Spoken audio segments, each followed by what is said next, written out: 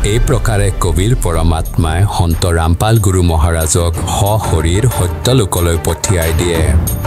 আৰু স্বয়ং সৰ্বসৃষ্টিৰ ৰচয়িতা কবিৰ পৰমাত্মা সন্ত ৰামপাল গুৰু মহাৰাজৰ ৰূপত সমগ্ৰ সংসাৰক উদ্ধাৰ কৰাৰ উদ্দেশ্যেৰে এই পবিত্ৰ মিছনত ওলাই পৰে সন্ত ৰামপাল গুৰু মহাৰাজৰ ৰূপত কবিৰ পৰমাত্মাই নিজকে লুকুৱাই থৈছে তেওঁৰ এই লীলা বুজি পোৱাটো সাধাৰণ মানুহৰ বাবে বহুত কঠিন কাম স্বয়ং সন্তৰ ৰূপত থকা পৰমাত্মাৰ এই অদ্ভুত সত্যতা ভগত সমাজে জনাটো অতি প্ৰয়োজনীয় আছিল সাক্ষাৎ কবিৰ পৰমাত্মাৰ স্বৰূপ মুক্তিদাতা সন্ত ৰামপাল গুৰু মহাৰাজৰ জয় হওক এতিয়া সন্তানসকল সম্পূৰ্ণ জ্ঞান পালা আৰু সেই সঠিক সময় আহি পৰিল गुरु संपूर्ण ज्ञान संपूर्ण भगवान संपूर्ण सभी नारी नर शुद्ध तक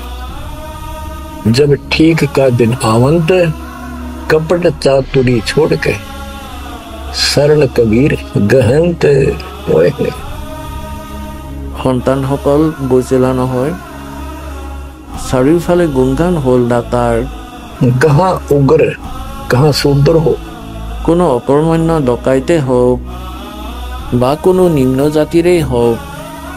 हरे सब की भाव पीर परमात्मा যি সন্তক মই পঠিয়াইছো তেওঁ সকলোৰে দুখ আঁতৰ কৰিব हरे सब की भाव पीर सो समान समदृष्टि है समृत सत कबीर তেওঁৰ চকুত সকলোৱে সমান সকলোকে সমান দৃষ্টিৰে চাব সকলোকে সমান ব্যৱহাৰ কৰিব